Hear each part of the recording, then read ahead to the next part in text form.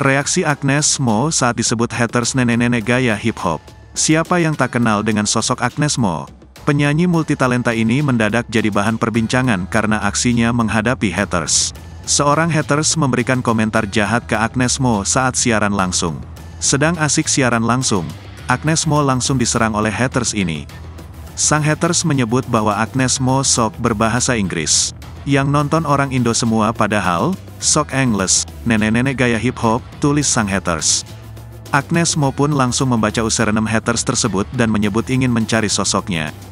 Guys, ada haters di sini, coba pengen lihat orangnya kayak gimana, kata Agnes Mo. Coba kita screenshot, terus kita cari orangnya kayak gimana, sambungnya.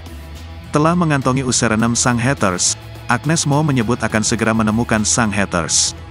Aku sudah punya nama kamu dan gampang lah, kata Agnes Mo.